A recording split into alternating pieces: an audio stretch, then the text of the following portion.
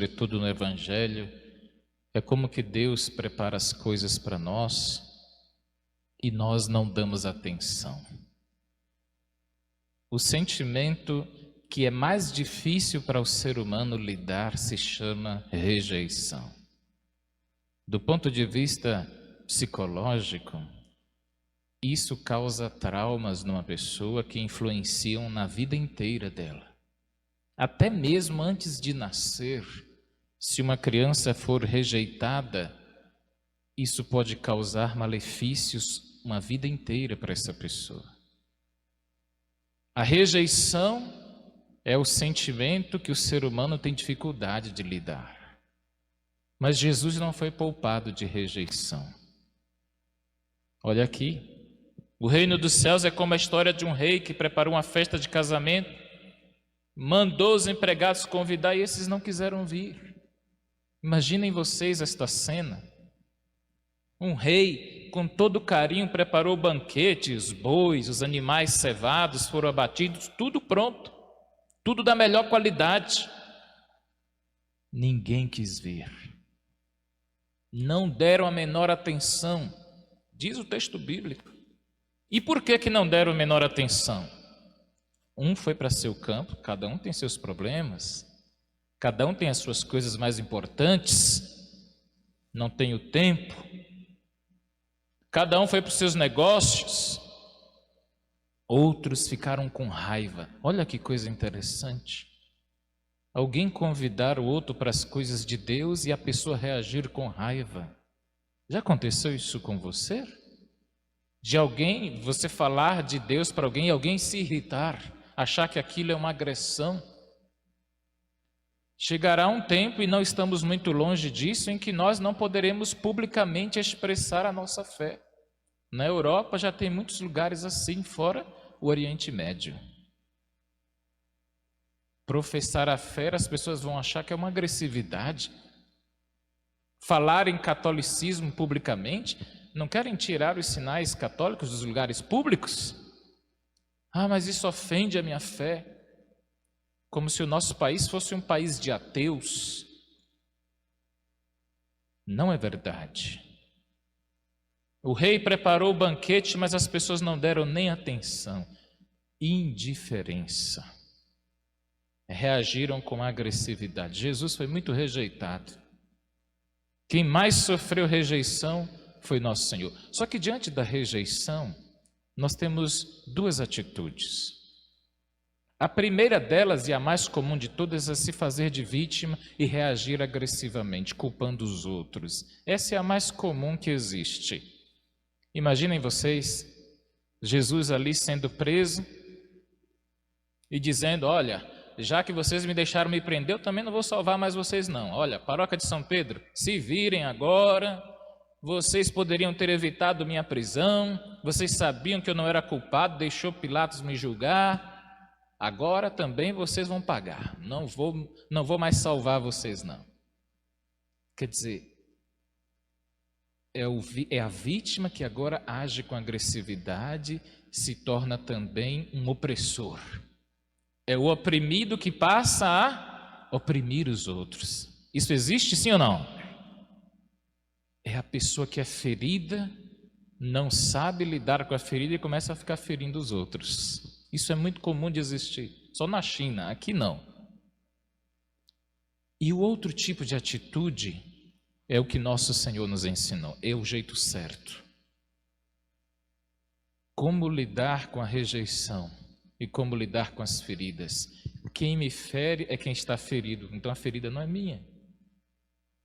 Quem estava ferindo Jesus com a lança é mais ferido do que ele. O soldado que prendeu Jesus, Pedro quis cortar a orelha dele, Jesus disse: não, o meu princípio é o da não violência. Eu não vou reagir com violência. Pilatos quis que ele respondesse, quis que ele reagisse, ele não reagiu. Não violência. Não é assim que se dá o troco. Não é com vingança que se cura o mundo. E olha que ele foi provocado. O diabo disse: transforma essas pedras em pães. Até na hora de morrer, o ladrão do lado dele estava provocando: olha, você salvou a muitos, salva-se a si mesmo, dá mais um showzinho aí, tem muita gente assistindo. Ele não caiu na bobagem, aceitou a rejeição, mas não rejeitou ninguém. Esse é o jeito certo de quem sabe lidar com as feridas.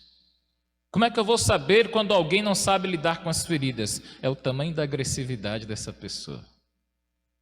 Quanto mais agressiva ela for, de forma física e nas palavras, mais ferida e infelizmente mais coitada ela é.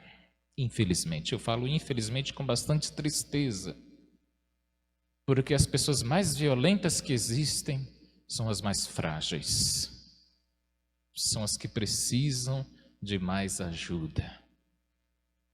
Por isso nosso Senhor foi morto, mas incapaz de matar. Foi ferido, mas incapaz de ferir. Foi ofendido, mas incapaz de ofender. Aí está o grande homem, o Deus feito homem. Os que se gabam de dar o troco e os que se orgulham de terem espírito de vingança não são melhores do que os seus opositores, são iguaizinhos a eles, não são melhores em absolutamente nada. Se baixam e se pautam por baixo, igualzinho aos seus opressores. Vocês entendem o que eu estou dizendo, sim ou não? E tem mais.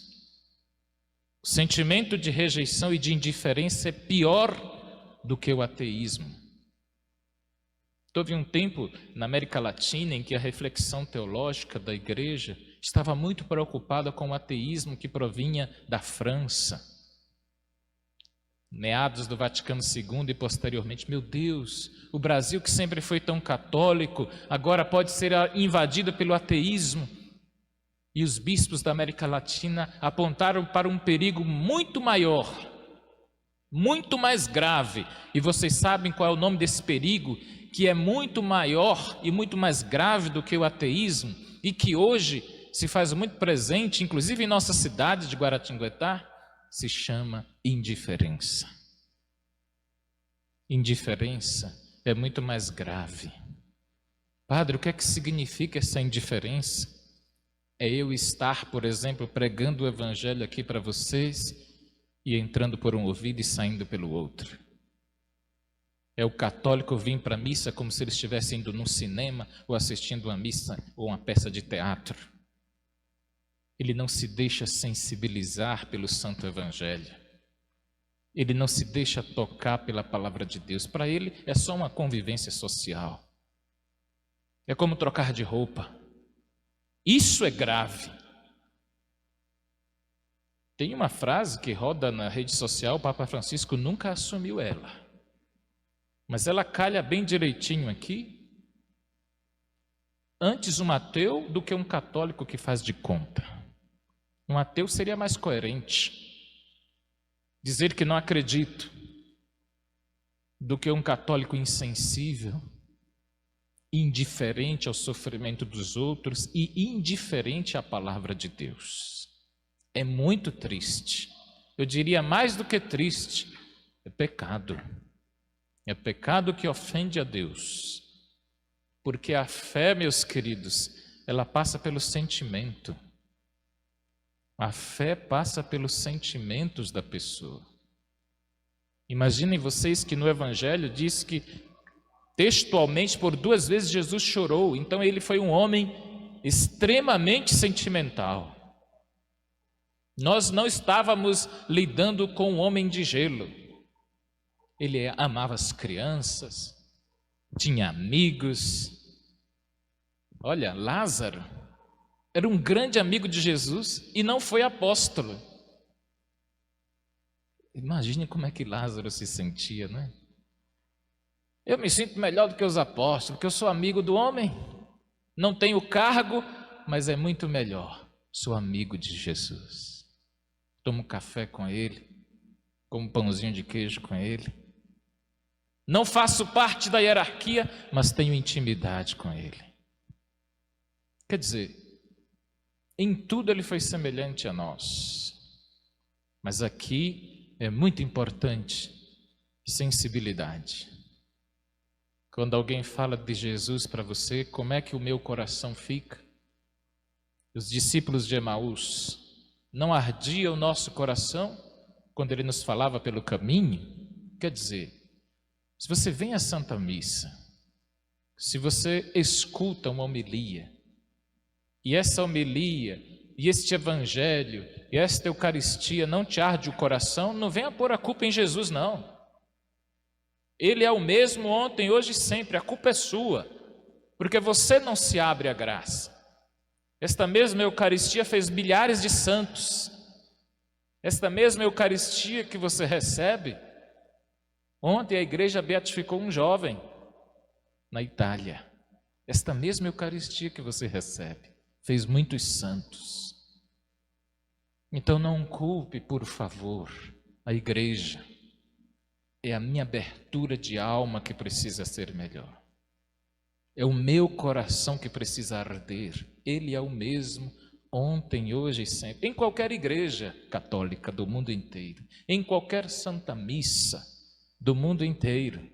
Não importa o sacerdote, não importa a igreja. É uma igreja católica. É Jesus vivo, eucarístico. Meu coração tem que arder. Porque se arde é sinal de que estou vivo, não estou uma pessoa indiferente. Se você está uma pessoa indiferente, muito cuidado. Vocês, não sei se aqui tem algum dentista, mas eu vou usar uma comparação assim meio estranha. Mas quando o dente está necrosado, significa dizer que ele perdeu vida, não tem sensibilidade nem para o quente nem para o frio. A Bíblia diz assim: estes eu vomito.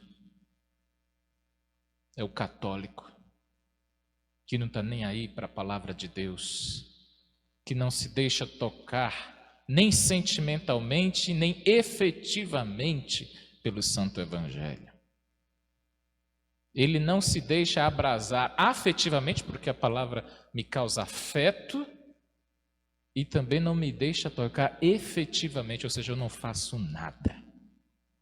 Concretamente eu não faço nada. Então, esse evangelho cai em um terreno infértil. Infértil. Por isso mesmo, homens e mulheres que comungaram desse altar renovaram o mundo, fizeram coisas maravilhosas. Não é porque estavam neste ou naquele lugar, é porque eles entenderam que a palavra de Deus é para ser recebida com amor e não com indiferença. E para concluir, indiferença é pior do que ódio. O ódio, ao menos, presume a existência do outro, sim ou não? Eu odeio fulano, mas fulano existe. Do ponto de vista cristão, é um mal menor. Esse ódio pode se transformar em convivência futura, numa espécie de perdão, num respeito. Olha, não sou seu amigo, mas te respeito. Mas indiferença não. Indiferença é quando eu digo, o outro para mim nem existe. Pronto, coloquei um túmulo, uma pedra, fechei o túmulo, não tem possibilidade de conversão. Acabou. Deus, o Espírito Santo, como vai agir num coração desse? Aonde o Espírito vai entrar se está tudo fechado? Ele matou o ser humano, a indiferença mata. A indiferença destrói o seu semelhante. Não adianta pregar, não adianta ter missa, a pessoa não se deixa tocar. Nada o sensibiliza, nada mexe com ele, não adianta. Ele está sempre arrumando os culpados, está sempre chateado com tudo e com todos, está sempre com o discurso pronto de que o sistema é a igreja, é o mundo, é o universo, menos ele. Agora é hora de nós nos deixarmos tocar por esta palavra. Quando o padre conclui a proclamação do Santo Evangelho, ele beija o Santo Evangelho, mostra para o povo e diz assim: essa é uma palavra que pode me salvar. Sim ou não? Se pode me salvar, porque não é palavra humana, é palavra de Deus, é uma palavra de salvação. Louvado seja nosso Senhor Jesus Cristo.